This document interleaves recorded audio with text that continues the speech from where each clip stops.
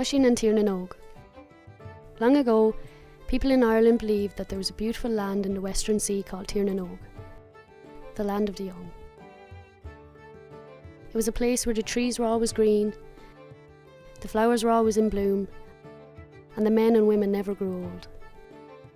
This is the story of how Oisín, the son of Fionn McEwell, leader of the Fianna, came to go to Tír na nÓg. One morning the Fianna were hunting deer on the shores of Lough Lane in County Kerry. As they rested on a hilltop, a beautiful girl came riding towards them on a snow-white horse. She was dressed like a princess, and her long golden hair hung to her waist. As she drew near, Fionn called out, "What is your name, and what land do you come from?"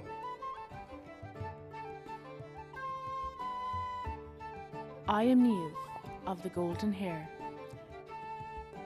and my father is king of Tír na nÓg.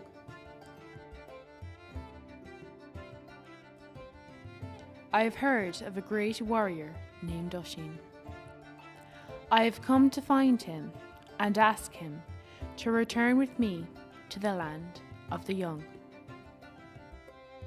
Fionn was sad, for he feared that if Oisín went with Niamh, he would never see him again. But it was too late. Oisín was already in love with the princess. He accepted Niamh's invitation, and waving goodbye to Fionn and his friends, he jumped onto the horse behind Niamh. Away they galloped in the morning mist. Over the land and the sea the fairy horse ran, moving as swiftly as a shadow. At last they reached the golden shores of Tír na nÓg. The king and queen welcomed Oisín and held a great feast in his honour. It was a magical land. Oisín hunted and feasted, and at night he told stories of Fionn and the Fianna and of their lives in Ireland. Oisín had never felt as happy as he did with Niamh, and before long they were married. Oisín lived in Tír na nÓg for 300 years. But being so happy, it only seemed like 3. Then, a great longing came over him to go back to Ireland. Niamh did not want him to go, but at last she agreed and gave him the white horse.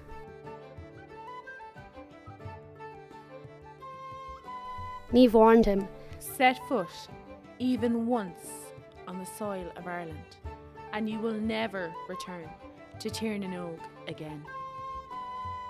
When Oisín reached Ireland, he found that everything had changed. There was no trace of his father or the Fianna.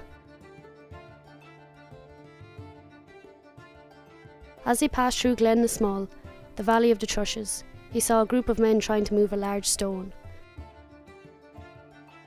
"I will help you," he said. The mighty Oisín stooped down in his saddle and with one hand lifted the stone.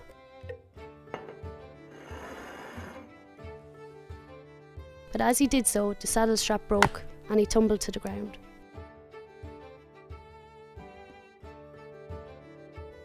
Immediately the fairy horse galloped away, and a great change came over Oisín.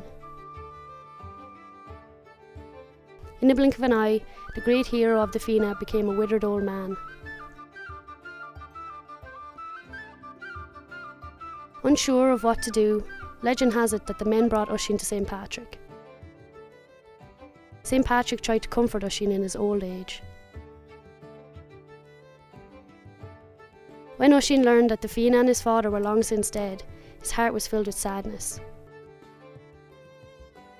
Oisín spoke of the days of the Fianna and their many great deeds of Fionn, when they hunted and feasted and listened to great stories.